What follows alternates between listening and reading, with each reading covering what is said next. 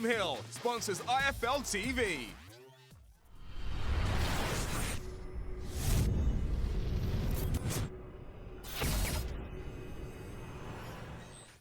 I'm the man to beat Daniel Dubois.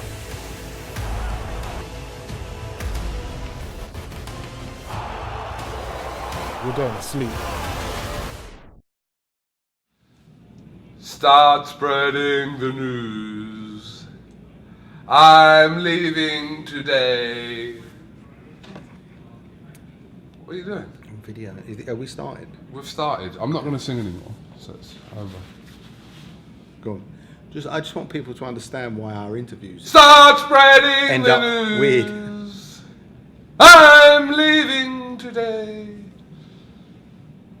That's all you're getting. Go on then, carry on. I'm ready. We've started, right? KUGAN, CASSIUS, IFL TV, MCK Global. This is really off-putting. Put your phone away. Welcome to our fucking world. Yeah, but this is with consent. That's right. No. This is with consent. So this, I'm recording. No, I don't give you no consent. Then I don't give you consent. All right, camera's off. Click. I don't give you consent. How are you? Yeah, I'm okay. Look there.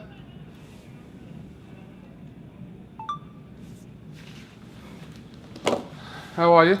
Okay. How are you? I'm all right. You're very busy now, aren't you? A lot of fingers and a lot of pies. No. You have? One finger in one pie. Yeah, this week. In general, I mean, you've got multiple fingers in multiple pies. You have? Okay. Are you not? Are you not busy? I'm busy, yeah. Yeah. Stable's kind of expanding a little bit.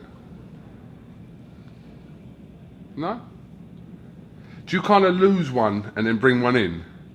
No, there is no structure to it like that. It's just it either happens or it doesn't happen. Okay. It's not a prescribed way of working. It just either happens or it doesn't. Fair enough. What can you tell us about Ray Robinson? Experienced, good southpaw. In his last fight, he drew with Kavalauskas, who was ranked one by the WBO and 4 by the WBC, and I think 4 by the WBA as well. So in his last fight, he drew with the fella who was almost a mandatory contender, and that's the level now after 10 pro fights, or 9 pro fights, that Josh Kelly's stepping into. So for his kind of US debut, satisfied with the opponent, good stage. It's the level of opponent I've been looking forward to for quite some time, because Josh is so talented that there is that risk of complacency that if there's no stress or threat in front of him, that he doesn't evolve into the fighter that he needs to be and that he is going to be. And that's why Ray Robinson is a great test, because he's a fellow that's coming to win with a lot of capability, proven track record, and they say that if you're only as good as your last fight, and if that's the case, his last fight he drew with the number one ranked contender. So I think that speaks volumes for our belief in Josh. Is this the right timing for him to come and fight in America on a stage like this? Well, if it wasn't the right time, we wouldn't be here doing it, would we? It's just no, but in an ideal world, it's not for me. It's not about where it is. It's about who the opponent is and where Josh is in his progression. Because a boxing ring is a boxing ring. Now, if it so happens to be on the undercard of a World Heavyweight Championship fight at Madison Square Garden, great, because there's just extra things to enjoy about the whole experience. But essentially, it's still a boxing ring with an opponent that he's got to do a job on. Yes and no. Okay. You asked me, it was a question for me. No, I just mean in terms of kind of fighting away from home, different climate, different time change, all those kind of little factors. As an international amateur, he's experienced all of that at the highest level. Right? He boxed in the Olympic Games, he boxed all around the world against national champions. So that's no different in terms of being used to fighting in different countries. Different audience. Yeah. Mm-hmm. I'm just saying, okay. But a boxing ring is a boxing ring. Doesn't matter where it is. It could be your back garden. Exactly. For me, that's our job. Afterwards, we can sit back and look at the experience and the overall thing. But until the job's done, there is nothing but the job. And that's what it's like when a fighter is supposed to be in that bubble until after the fight. The people around, the media, the promoters, the fans, they can indulge every aspect of it. But the fighter needs to be in that bubble. Is he the most talented fighter you've worked with? Yes. No hesitation there. I've said this many times. He is. You've worked with a few, obviously. But just for like natural and raw talent at this stage of his what career is as talent? well. I mean, his IQ, his ring IQ, his understanding of different situations, his ability to deal with different situations is probably the most advanced I've worked with. And bearing in mind, I'm saying that even though he's only had 9 pro fights. I'm not saying he has the potential to be the most talented and complete. I'm saying he is already the most talented and complete fighter that I've worked with, and I only see more levels in him. As his career goes on, will he be a crowd pleaser, Josh? In your opinion? Is he not a crowd pleaser already? No, but you understand what I mean, don't you? Sometimes kind of the technical aspect of it, people watching that and knowing exactly, boxing people know exactly how good Josh is. But I'm just saying, do you see him as a crowd pleaser going into every fight? I think he's got an expressive character that he uses when he fights that is definitely going to sort of polarize people's opinions. I don't think you'll be indifferent towards him. You'll either completely love him as a fighter or completely hate him. But there won't be any middle ground with him because he is so extreme in how he goes about his job. And that makes me really happy because essentially, whether people love or hate you, they're going to watch you with interest because they want to watch you win or they want to watch you get beat. And there's a lot of great fighters in the past that have had that same beginning to their pro careers. Does he beat anyone around British level now? Anyone in the UK? I don't know. I'm not going to disrespect any other British fighter. What I will say is, whoever I decide to match him with is who I believe he will be, and it's the level I believe that he's at, and that's always the way I've done it. And so this time out, I believe he beats Ray Robinson, and this is the level that he's at. But I was just saying that because 6 months ago, or whenever, you said that you'd put him in with Amir Khan 6 months ago. Well, I was asked a question about specific opponents, so I gave a specific answer. It wasn't a generic thing about anyone in Britain. They asked me about 2 names, Kell Brook and Amir Khan. They said, would you put him in with them now? And I say, absolutely yes. Okay. Okay. Joe Joyce, his opponent set to be named soon. Rumours it's going to be Bryant Jennings. Can you make any comment on that at the moment? Or no, if it is, like, I've been asked for my input for the team as to which opponents that I would approve, and I've given my approval to 2, and we'll see which one is. Okay. I don't know who the second one is.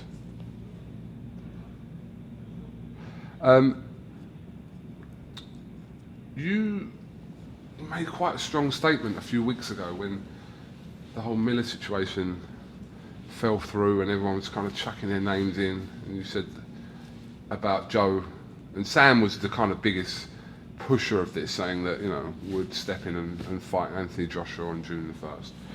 But you kind of, without saying it out, you kind of put it out there in a roundabout way that you wouldn't be putting that fight forward if you didn't believe that Joe Joyce would beat Anthony Joshua.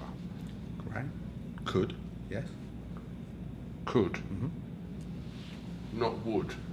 Well, what's the difference between could? There's a massive difference. Okay. So I said whether he has the ability to do so. I'm pretty sure it was an interview with you, and I said yes, he could beat Anthony Joshua. You don't think there's a difference between saying could and will? Okay, yeah. But what are we doing? We're talking about, you're trying to do me the grammaticals now. No, I'm just asking you. It's a strong statement to make from yourself. Right. Just in terms of where Joe is in his career compared to where Anthony is in his career, in their professional careers. That's all. But I always kind of... What was the difference though between Jarrell Miller and Joe Joyce? What's Jarrell Miller done to establish that position as a bona fide challenger of Anthony Joshua over Joe Joyce, who's Commonwealth champion, has fought 10 rounds from his pro debut, and has beaten a handful of fellas that have been ranked contenders? And that's no different to Jarrell Miller, is it? What was Jarrell Miller's best win?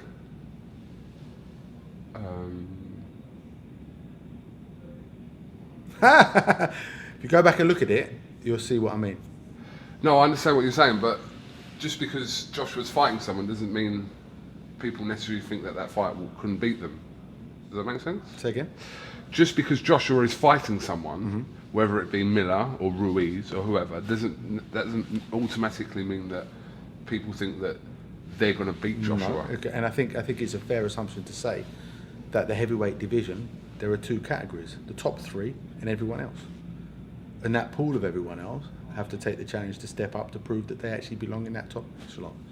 But I think everyone understands. I think everyone accepts that the top three are Fury, Joshua, and Wilder. I wouldn't disagree with that because they have proven that that's the level they belong at. But it's for the young contenders or the contenders to prove that they can step up and compete. Now, I'm working with a heavyweight. If he was offered that opportunity, we're going to take that opportunity with the belief that we win, and then we work towards winning. We work towards taking away the other fella's ability to have success and to come out with the win. And remember, of probably every heavyweight in the world at the moment, Joyce has got more experience of Anthony Joshua in the ring than anyone else because of the amount of rounds that they sparred. Okay, yeah, I see that. It seemed like from the off, from that debut he had against Ian Lewison, ever since then it's been a case of kind of like, we're kind of pushing Joe to see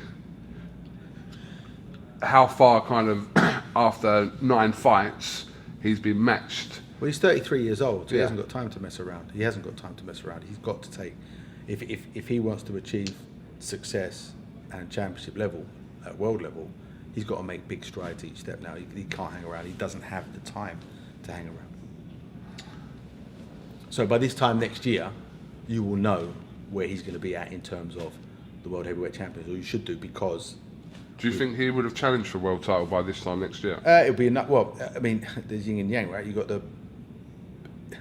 because you got the two dudes chasing each other in what apparently chasing each other with Joshua and Wilder, and that could knock them out at some point next year. And if that fight gets made, I guess that's going to be a 6-month period, right? Because of a big build up and whatnot. And I think Tyson Fury is doing his thing now on ESPN and developing that relationship. So you have to wait and see. But I think that with three big steps and 3 good wins, Joyce will be as credible as anyone else as a challenger for the World Heavyweight Championship. Okay. Well, first things first, July 13th. I expect that to be announced next week, possibly. That's what I've been told, yeah. Okay. Well, Wilder's just announced his next fight, literally 20 minutes ago, against WILDER-ORTIZ. Right. Said a date to be announced, but they've agreed and signed everything else. Yeah.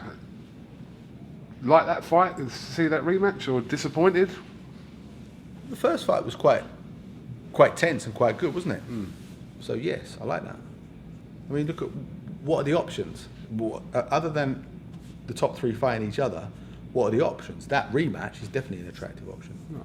That would have been Joshua's first option ahead of Andy Ruiz, so I can't knock it as a fight. It's just obviously all that kind of tells to certain fans is that it's kind of pushing the Joshua fight a little bit further away for the immediate future. Yeah, but you know they're both responsible for making that fight. If Joshua and Wilder want that fight, they're both responsible for making it. So you don't think there's anyone to blame for that fight not happening? Well, you know, you sign a bit of paper that says exclusive promotional agreement, or if you sign away decision-making rights, you may foolishly give away an opportunity to be in control of the decision that gets made for the opponent that you fight. But in absence of that, then it's the fighter's responsibility to make sure that the people that represent them secure the fights that they want. Do you think we're kind of, as fans, in too much a hurry for these fights to happen right now? Are we expecting too much? I don't think so. I think where they're both at in their championship status, it's right to make that fight now. You know, they've both had title defences. They've both held the belts for a while, and between the two of them, they hold all the belts. So I think the fans would be boxing fans would be right, and I am a boxing fan as well, that we would be right in hoping that fight gets made because it's the right time. I mean, Joe's spoken about wanting a fight with WILDER-ORTIZ months ago. And again, that was before you were involved with Joe, but I mean, we're talking probably around when he fought on the undercard of Fury and Wilder. Right. Would he have been ready for a fight with Ortiz then, in your opinion? Joe's got some elements about him that just work. I mean, he's very strong, very durable. He's got an awkward rhythm. He's hard to read. When he's moving, he's hard to read, and that can give anyone difficulties. You know, I remember even back from amateur days that when you can ask any amateur or pro that's quite refined and quite experienced and quite polished in what they do, stick them in with a novice that punches when they shouldn't punch, throws punches from angles that they're not used to, they become a bit of a nightmare. And when that novice is heavy-handed with it, it actually becomes almost the worst nightmare for a polished, accomplished boxer. And Joe kind of has that awkwardness to his rhythm and his movements, and it works for him. And the fact that he's won an Olympic silver medal in a fight that I actually thought he won, I thought he beat Tony Yoka in that final, means that he's made that rhythm and that style work for him to the highest level as an amateur. And it's just about transferring that over to a pro. So how much of that have we seen, that transition? Don't know yet. It's still like early days in working with him and me. I'm still trying to get to understand the little things that make him tick, because he's a very unique individual. And I got a lot of time and a lot of respect for him, and he fits really well with the boys in the gym. But it's just this process of getting to know. We've done one fight together, and I learned a lot about him just from that one fight. How did you get on with Joe away from the ring? Really well. I think if you don't get on with Joe Joyce, you've got a problem, because there's nothing to dislike about him at all.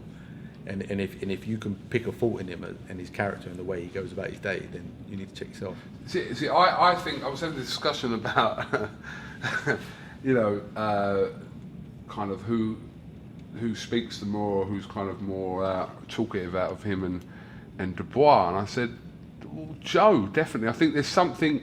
We're yet to see it with Daniel Dubois, and I think he's been kind of, since he turned pro, whether it's his personality or it's just kind of guarded in front of the cameras, I don't know. But I've seen enough of Joe to know that there's a little bit something there in the personality that could be brought out for people to realise that, you know, I think Joe kind of comes across very, I say camera shy, but just kind of, yeah, sort of guarded in front of the camera and kind of reserved. Joe is. Joe, yeah. Yeah. But away from the camera, he doesn't really seem like that at all. No. Well, I mean, doing an interview in front of a camera is a bit like speaking in public, because you're aware that lots of people are going to see it. Not everyone likes speaking in public. Like if you there's a lot of people that are comfortable in front of your camera talking, but you put them in a stadium talking in front of 50,000 people, they might not be so cocksure of themselves. But essentially that's what we're doing. And maybe he's sort of aware, he treats your camera or the camera the same way that we would treat speaking in front of tens of thousands of people at one time. And that's not, you know, that's just, it's not a bad thing. I like the fact that he's not, you know, a showy, over exuberant character. I like the fact that there is this shy quirkiness about him, because for me it just makes me like him more, because I know so much more about his character. No, I think it just needs to be drawn out sometimes. Well, that's the art of a good journalist and a good interviewer, isn't it? Yeah, I haven't really been given that opportunity with Joe. I wasn't thinking you out, by the way. I was just saying the art of a good journalist and a good interviewer is to get the emotion and get the reactions. Tris Dixon's really good at it in a really subtle way, but Tris is really good. And you've developed your own style where we people that do your interviews just tend to relax and chat to you, and that's a good thing. You get people to express themselves more. If I can get used to talk, sort of boyish uselessness. What? If I can get you to talk. Don't swear on camera. Come on. I didn't swear. I said what? And then what? Did he just swear? I didn't hear him, so I didn't. Check it back. What did I say? You said fucking get used to it or something like that. No. We did. No. Did you hear me say I that? didn't hear that. I think... Check it back. You've had 20 quid. What? 20 quid. 50 quid. All right. This is minute 19:52. Well, Joyce checking it. As soon as you switch that off, We're checking it. Fine. You got your computer? Yeah. Good. How's life otherwise? Okay. Busy. He's busy, good. How about you? What have you been up to? I was in Kazakhstan last week. Right. Oh, big things going on there. Big things in Kazakhstan, yeah. It's an interesting place. Got a show there on the 6th of July. Yeah. It's headlined by Nordin Ubali. Yeah. The WBC champion. Has the missing jigsaw piece to the World Boxing Series. Yeah, he says he wants to fight Inoue next. We'll see what happens. But yeah, it's got a lot of the Kazakh kind of prospects on there.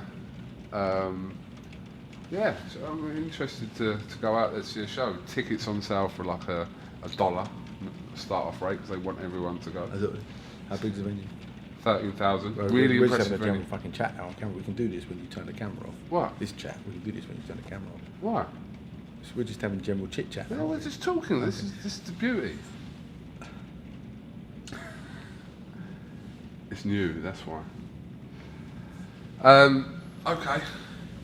Josh, more ink than a Premiership footballer. Should have one of you, really.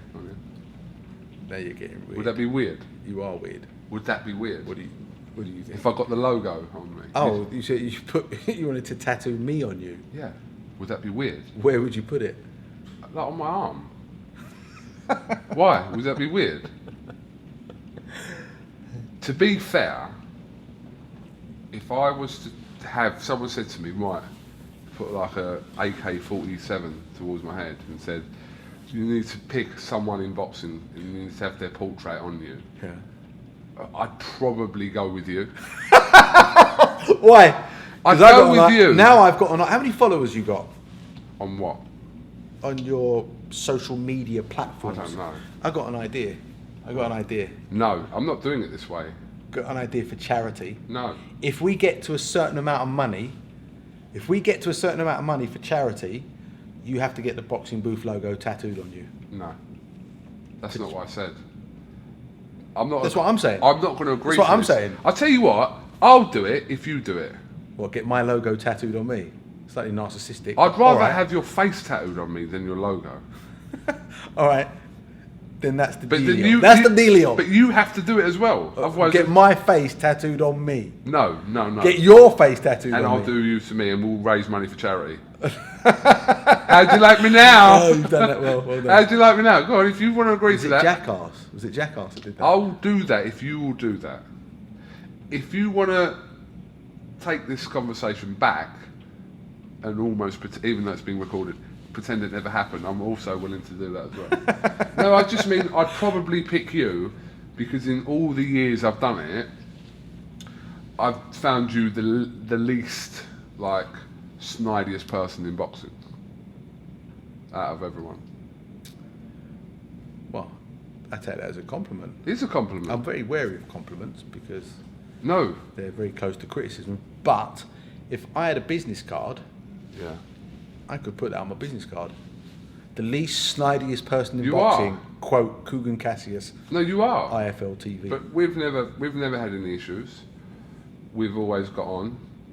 Do you have issues with other people in boxing? No, but there's a lot. We've been through this before. There's a lot of snides and two-faced people in boxing. Snakes, horrible people, leeches, I like to call them. And you're implying that I'm just a genuine... You are. You're probably the most genuine person and least snidey person I think I have in my phone book.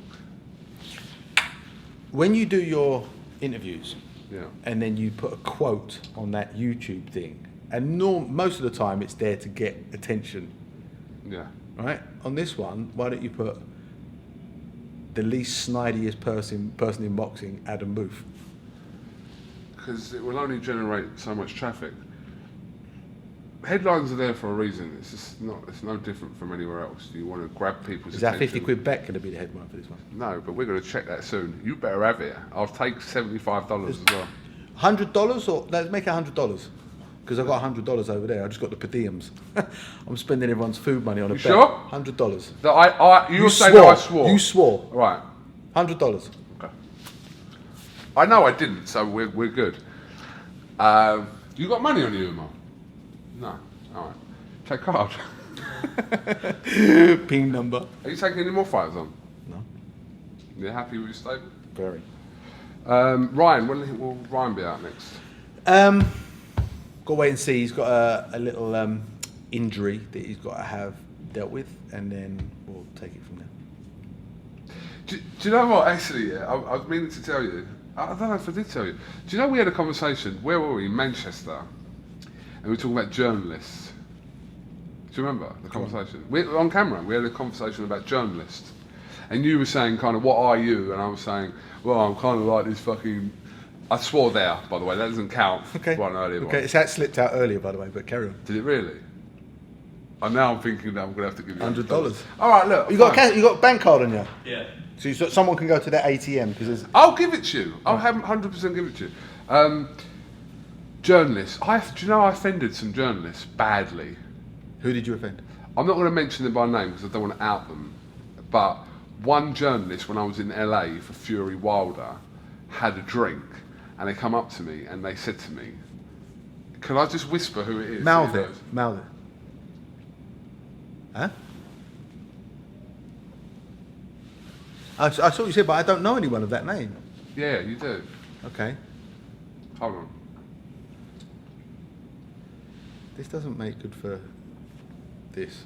Can you talk to them? Look, this person here. I've got a question. You know, in That a person. suit. I don't really know him. I recognise the name, but I actually don't really know him. He had his little say about that. He's not that. Who does he write for? Oh no, let's just not go. Okay, there. all right. Okay. But anyway, So you upset some journalists. He took offence to it, and I was like, I wasn't really talking about the boxing journalists as such, because I know the boxing journalists aren't really like that. But a couple of them took offence to it, and I kind of, said, well, I kind of meant what I said. Okay. But anyway, You were referring to that conversation in Manchester, or was that it? Did you just no, say that was you it. let me That know? was just Okay. that was just it. To be honest, what was you saying? What else was you saying? In a suit, when you've got two buttons, on a suit jacket, you have two buttons. Yeah. Do you ever do them both up at the same time? No. Then why are there two buttons? Why do suits have two buttons? Do you know the answer to it? No. And if there's three, it's always, sometimes, never, right? So you always have the top one done up, which means if there's two, you always do the top one done up, but you never do the bottom one. So why is there two buttons? Well, I'm assuming you're looking for an I answer. would like to know. Could Well, you put it out there. options? Then I can sleep at night. Yeah, but clothing, they give you more with everything, don't they? Don't they? They always give you, like, with your jeans, like, or a belt, one hole too many, or with your shoes, you don't always go to the top. You sometimes leave the two end holes open. No? My point is, if you to do all your laces up on your trainer, people don't come up and say, "Oh, you're not supposed to wear your trainers like that." But on a suit, if you do two buttons, if you have two buttons and you do them both up, there's this sort of unwritten rule: you can't do them both up. It's only the top one. So But why who have two? says that? I don't. Everyone seems to say Is it. it dressing and know etiquette? It. I don't know. But who made that Social up? conditioning. I don't know. I don't know who made it up. That's my question in this interview. That's all I care about from this interview. Yeah, but a lot- is finding out but you know who what? decreed that two buttons can never be done up on a suit jacket You know, with two but buttons. a lot of stuff that people do, they follow from suit. They've been told that that's a Sheeple. knife and fork. What way round is it? I always have my fork in my right hand. I have my fork in my right hand. Is And that you the were wrong al- way round? And you were always told to have it the other way round. Yes, correct. Who I- tells you that? Who made that up? I don't know, but I've always had. I do it ever that since way I was round. a kid, right? Yeah, so, And right. and my mum used to put it that way, and I always just swap them back. Yeah. Here's my rationale behind that one. When you're eating a meal, If a bear comes, you could jab it. No, go on, carry on. Sorry. when eating a meal, Yeah. you've got a knife and a fork. Yeah. Which is the more skilled action? The cutting or the picking up and putting to your mouth? What's the more skilled one? The cutting. How? What, you're saying that cutting action is more skilled than the picking up and placing into the mouth? I disagree. I think that's the more skilled one, so that's why I think your fork should be in your right hand. All right, what about when you have a spoon? If you're only eating with a spoon, what hand do you put it in? Right. Why don't you put that in your left? It's because it's just a more skilled action. Okay, so just to kind of go back, we were talking about forks and spoons. Forks and spoons. Okay, so that's over with because we stopped. We checked the tapes. Inconclusive. Technical draw. I'd go along with that. It does sound. I mean, you guys can hear it as well. If you go back to like minute, if you can be bothered to do this, sorry, around minute 19, 30, it's almost 20. 40. No, it's 1953, wasn't it, or something like that? Possibly. You think you said? If I can get you to talk, but quickly, I think you said. If I can get you to talk. You said. You actually said. Or if I can get you to talk. No, that's not how you said it. Go on, say it. If I can get you to talk. Say it again. If I can get you to talk. It's a technical draw. It is actually a technical draw. But what about the intent? Doesn't that count for anything? Oh, I didn't mean to shoot him in the head. Tell what we do. From now on, the next one who swears in an interview scenario between us loses the bet. We've got a rematch. Bollocks. Right, start from now. Yeah. Whatever. Yeah. But we've got to be able to remember it. You might win because I'll forget. You don't really swear, do you? How are you going to round this interview with no shape off? Never have any kind of direction, substance. No, I know. Just get you to talk. I know. But if I can get you to talk, I can get anyone to talk. Would you swear? No. Adam, best of luck this weekend with PBK. Expect it to be a routine night for Joshua, as in Anthony Joshua. Ruiz can punch, right? I mean, he's got of all the fellas he could have chosen. He's slightly static, right? He's not good with his legs, and so if AJ uses his legs and maintains some discipline about how he goes about his job, he should stay out of harm's way.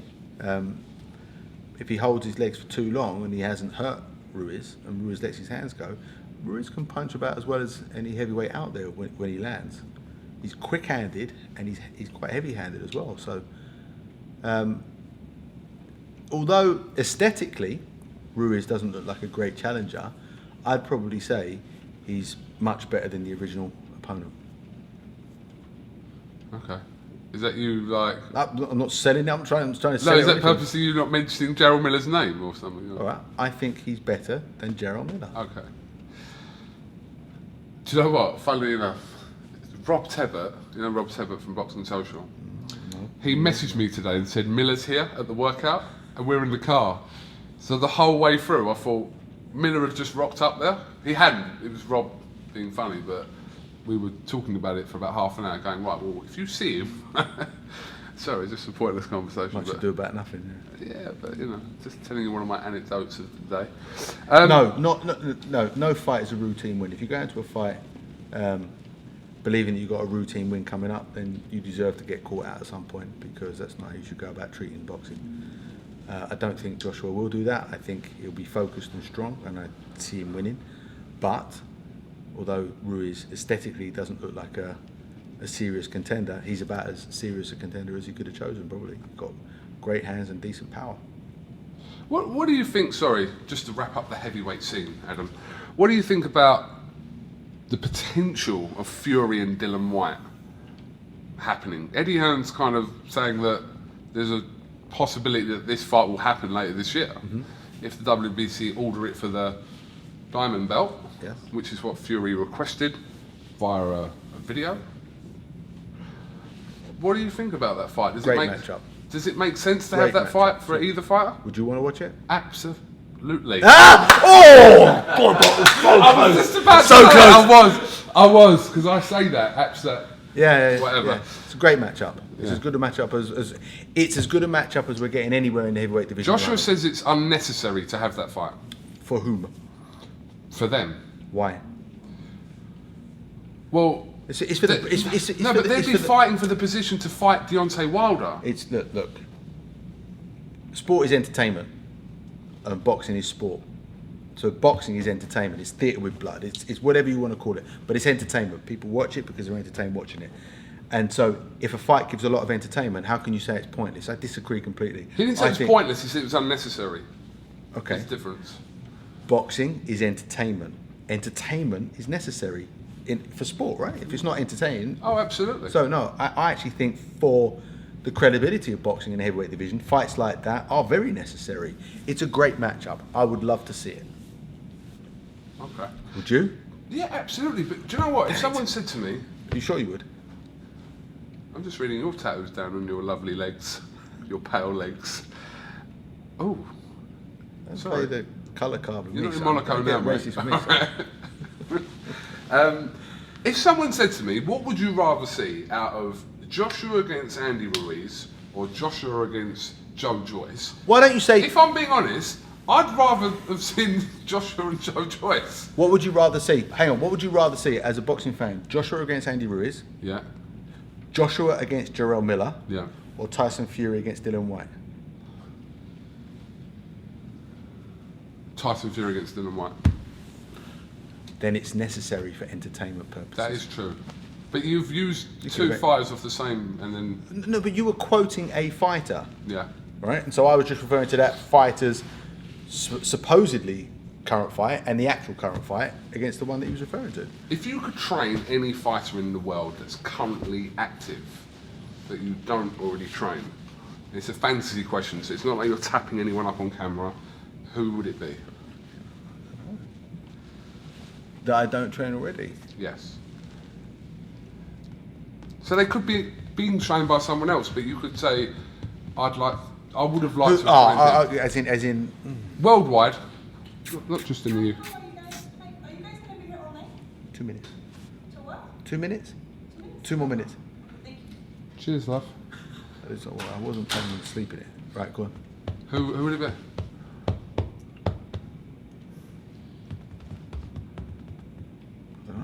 Don't know. Current. I, Worldwide. someone I really like watching is Gervonta Davis.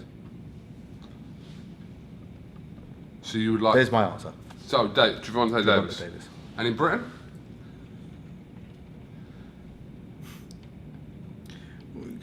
He's going to film me thinking about it. I don't know. There's someone out there you think, I'd like to have trained him, or I could do something with him. You seem, I don't know, you seem like you've loaded this question for a reason. But it's not loaded. You've got that look on your face. It's not loaded. You've got a look on your face. No, so- you could come out of anyone. I don't have an answer. Okay. I don't have an answer. Last question. Who do you think's the second best trainer in the world? No, in Britain. In Britain, not the world. In Britain. Who's the second best trainer There's in no Britain? such thing. Who's the second There's best no one? such thing as Of course the best. there is. There is no such thing. Who would you say is? There is no such thing. All right. Who do you think is the best trainer in Britain? There's no such thing. Why? Why? Because I don't believe there is. You think Not everyone- every coach can work with every fighter because No, there that are is styles true, and 100%. characters No, and I agree personalities. with that. But So I disagree. I actually think, and honestly, if I was actually to be in a mindset where I did try and categorize and judge other coaches, I would confidently predict that the name I would say no one would have ever heard of, because I would probably say that the most influential coaches out there that influence and teach understanding and the right skill set are probably in amateur boxing yeah, that people haven't heard of. But I don't judge, because how can you pass judgment on someone that you've never spent a day in the gym with? it is about the right.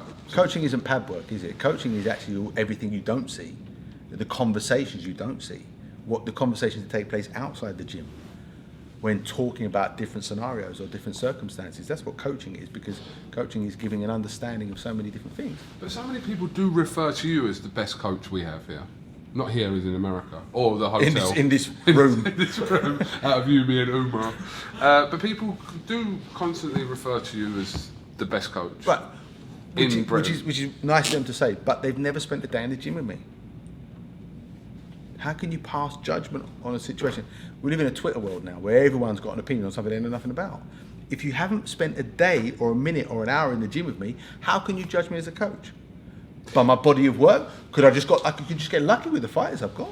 To be honest, there's fighters have passed your way that things haven't worked out, like Newbank, like I can say Billy Joe, but that was more. And that wasn't to do with necessarily geography. Billy Joe said like he couldn't be trusted to live at home and live the right way. He had to get away, and he knew I couldn't get away. And I think he 100% has done the right thing with him. And I think now with Ben Davison, I think he has found his perfect match in a coaching sense. Right, just pick this up, pound for pound, Adam. Yes. Pound for pound, yeah.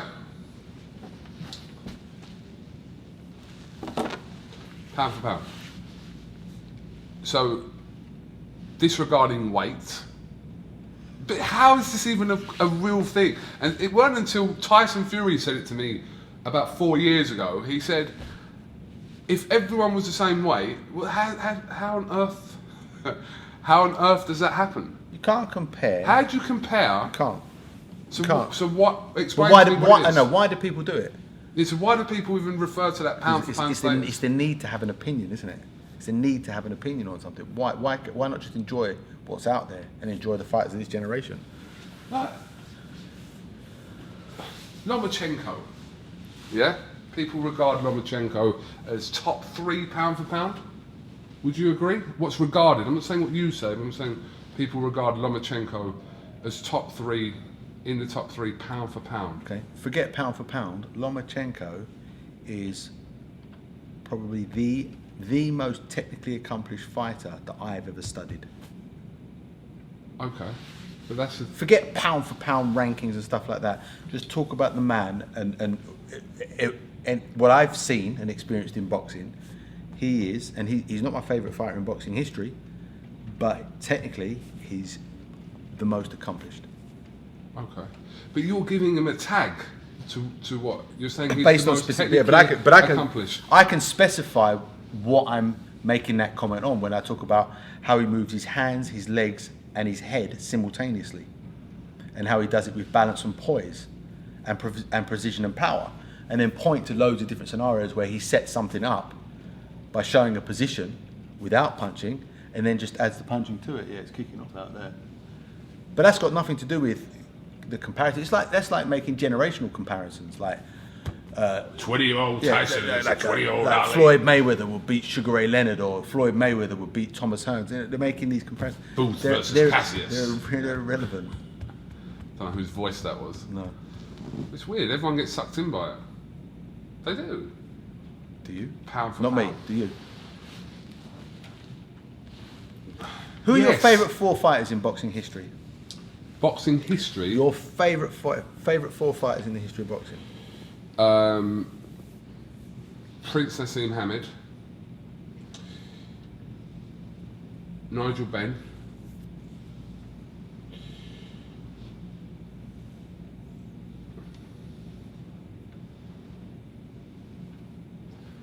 Joe Frazier,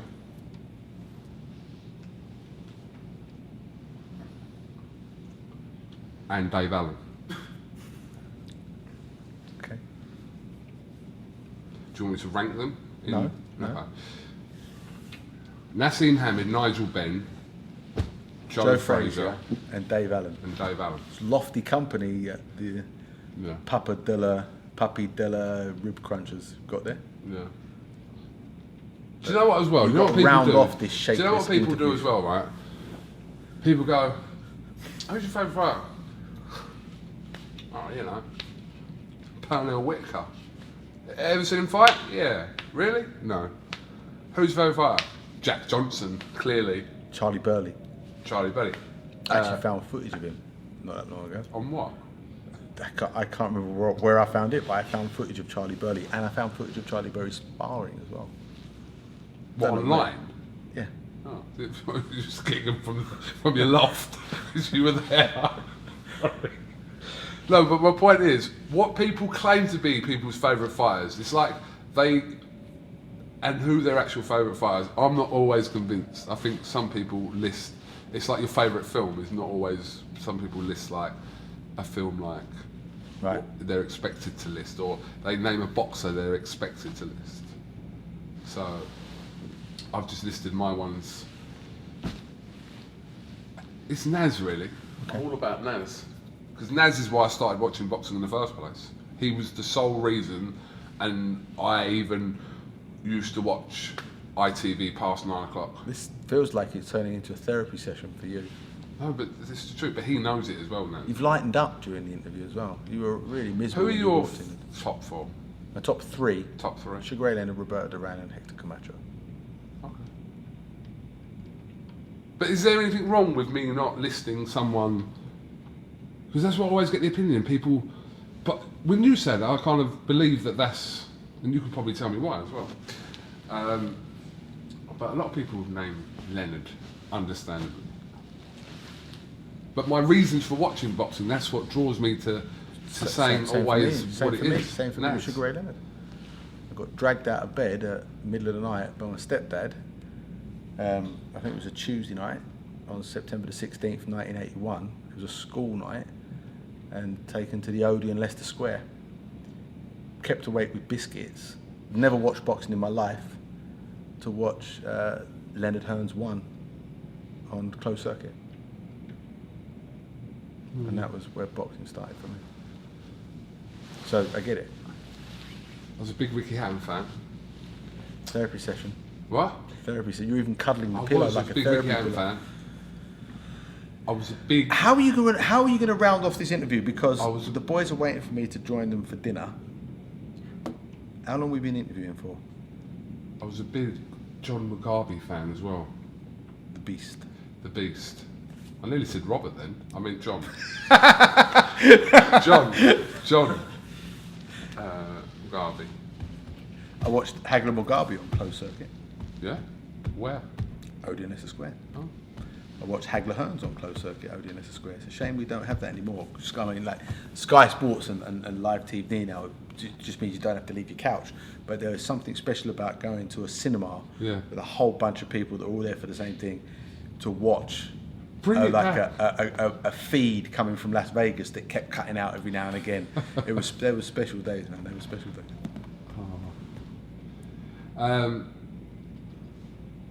Round it off. I was a Tyson fan as well. Not rounding it off. I was a Larry Holmes fan.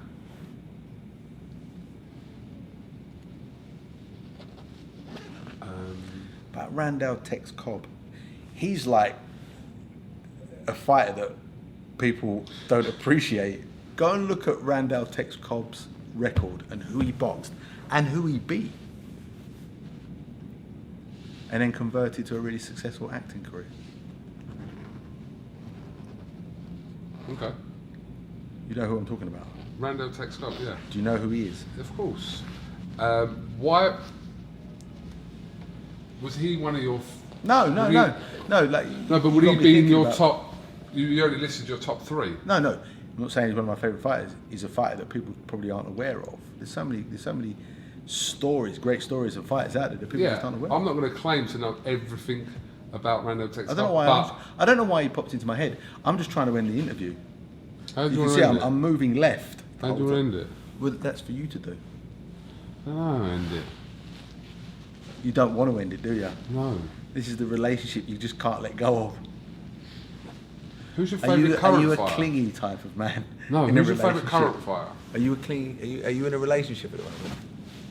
You know I'm in a relationship. Are you clingy and needy in this No. relationship? Huh? No. Oh, I hope she watches this interview.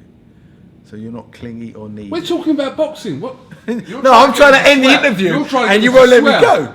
You ain't going nowhere. Adam Booth, thank you very much for coming to IFL TV, and hope you're well. You know, maybe I'm just the best snidey person in boxing. The best at being a snide because you never find it out. Maybe that's. Don't say that. Don't say that. Snakes in boxing, they are, aren't they? You know they are. You know they are as well. Can't mouth one to you.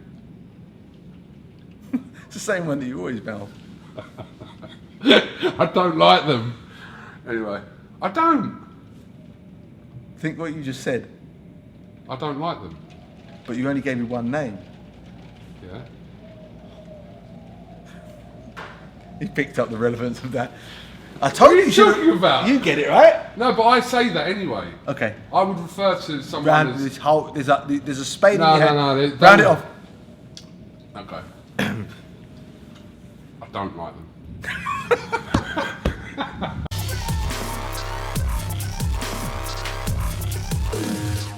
William Hill sponsors IFL TV.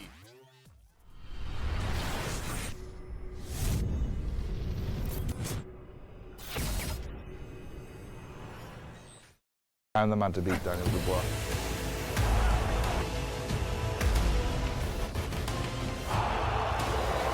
You're going to sleep.